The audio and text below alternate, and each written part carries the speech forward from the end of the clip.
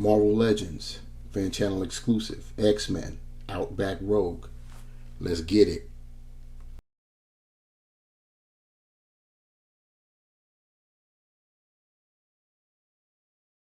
What's good, my peeps? The Ruck is back at you again with another action figure review. This time we've got a fan channel exclusive from Hasbro Marvel Legends. We're talking about Rogue in her Outback costume. As I stated, this is a fan channel exclusive. I got mine from Amazon. They're shipping those out. And I got mine early just so I could be able to review it. I also have shipment of them coming in, and they'll be available in my online store, talking about Chaotic Entertainment Toy Shop. So you can look there if you're trying to get yourself a Rogue or anything else that you may be interested in. So go over there and take a look. Anyhow, enough with a hard sell. We're looking at the cover of the packaging. We've got a digital render of Rogue in her Outback costume. Outback meaning Australia. And we've got some artwork behind there. There's the X-Men logo below. On the left side of the packaging, all right, we've got some more artwork. And on the flip, we've got another digital render. At the top, we've got the X-Men logo. And on the rear, we have another digital render. And to the right of that, our right, we see the accessories that Rogue comes with. A pair of fists. That's about the size of it. Peeping Rogue out with a 360-degree spin on our rotating base. So you can get a look at her in her Aussie or Outback costume. This is from a storyline way back in the day when the X-Men were thought to be deleted, and when in fact all they did was they went through what is known as the Siege Perilous and ended up in the Outback of Australia. They had a few adventures there with the Reavers among them. Pretty decent storylines back then. And yeah, so this is a result of that with this costume we're getting.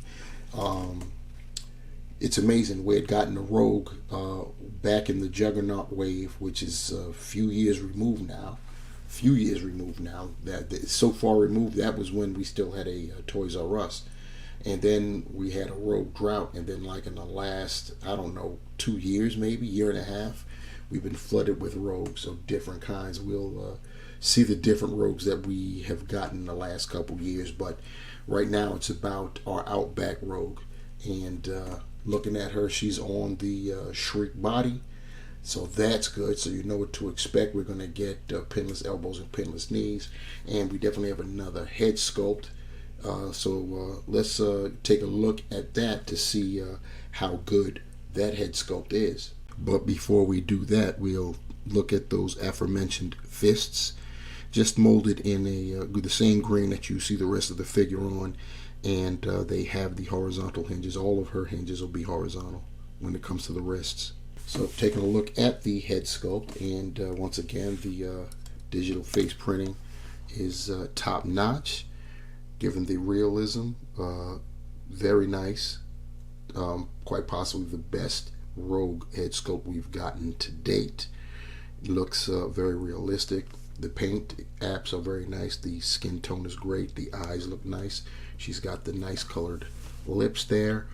Her symbolic coif of white hair.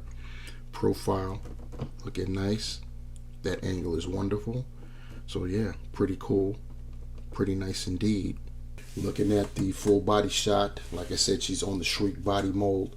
And she's essentially painted in green, and then has black paint apps for the overlay for her upper torso there, and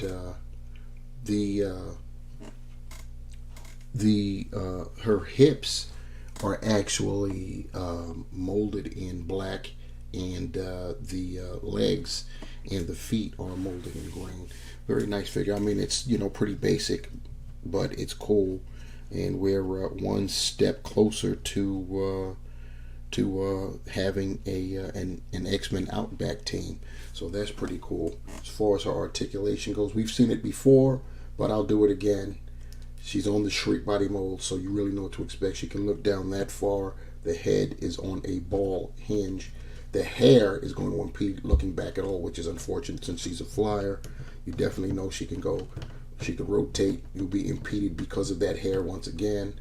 90 degrees on the shoulders, 360. Swivel on the shoulders. She's got a bicep swivel. You got 360 that. Double jointed, pinless elbows. Pretty tight there, but it's on and cracking now. She's got the swiveling wrists, and as I stated previously, she's got the horizontal hinges on those wrists. She's got a diaphragm, and she really isn't going to give you much going forward. It's really an issue that Hasbro needs to address in terms of being able to go forward with the diaphragm. Going back really isn't that much better. That's all you're going to get. She can rotate, and she can go side to side with it. Hips, she can split that far out. Get her legs 90 degrees forward at the hips. The back pretty decently. She's got the thigh cut, double jointed, pinless knees. No calf cuts at all. She can point her toe this far forward, however, and that far up. She's got ankle pivot and holes, peg holes at the bottom of her feet. And as promised, our rogue comparison. Like I said, gotten plenty of rogues in the past, like 2.5 years, and these are all of them that have come out. On our far left, we have the Age of Apocalypse Wave 2, the Colossus Wave rogue right there with the big old feet.